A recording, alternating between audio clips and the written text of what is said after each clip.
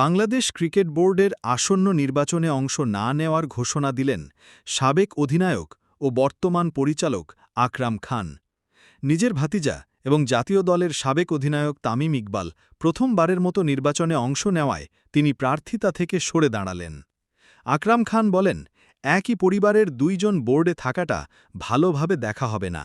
তামিম আমার ছেলের মতো, ক্রিকেট তাই বোর্ডের আমি আসন্ন নির্বাচনে অংশ না নেওয়ার ঘোষণা দিলেন। তিনি আরও জানান, সাবেক অধিনায়কের প্রতি সম্মানই সম্মানই তার তার কাছে কাছে সবচেয়ে বড় বিষয়। আকরাম খান আজকাল স্বার্থের নিজের কারণে ভাতিজা এবং একে জাতীয় অপরকে দলের অসম্মান সাবেক করতে দেখা অধিনায়ক যাচ্ছে। তামিম ইকবাল আমি চাই না প্রথমবারের মতো এমন কিছু নির্বাচনে হোক। অংশ নেওয়ায় ক্রিকেট তিনি আমাদের প্রার্থিতা আসল থেকে পটভূমি, সরে দাঁড়ালেন। ব্যবসা বা রাজনীতি আকরাম নয়। খান বলেন, বিসিবির একই পরিবারের পরিচালকদের দুইজন 25টি বোর্ডে পদে থাকাটা নির্বাচন হবে ভালোভাবে আগামী দেখা 4 হবে না। অক্টোবর তামিম আমার 2025 ছেলের মতো, নির্বাচিত তাই আমি আর পরিচালকরা দাঁড়াচ্ছি না। পরবর্তীতে বয়সও একটি বোর্ডের কারণ। সভাপতি নির্বাচন তিনি আরও করবেন। জানান, এবার ক্রিকেটের নির্বাচনে প্রতি তামিম সম্মানই তার ছাড়াও কাছে সবচেয়ে কয়েকজন বড় সাবেক বিষয়। ক্রিকেটার আজকাল অংশ নেওয়ার স্বার্থের প্রস্তুতি কারণে নিচ্ছেন। একে অপরকে আকরাম অসম্মান খানের করতে এই দেখা সিদ্ধান্তে যাচ্ছে। আমি চাই নির্বাচনী না লড়াই এমন থেকে কিছু হোক। একটি বড় নাম ক্রিকেট সরে আমাদের গেলেও আসল তামিম পটভূমি, ইকবালের জন্য ব্যবসা পথ বা অনেকটা রাজনীতি মসৃণ নয়। হলো বলে মনে করছেন বিসিবির বিশ্লেষকরা। পরিচালকদের 25টি পদে নির্বাচন হবে আগামী সব 4 ধরনের অক্টোবর খেলার খবর পেতে 2025। সাবস্ক্রাইব করুন। নির্বাচিত সঙ্গে পরিচালকরা থাকুন খেলার পরবর্তীতে পাতার। বোর্ডের সব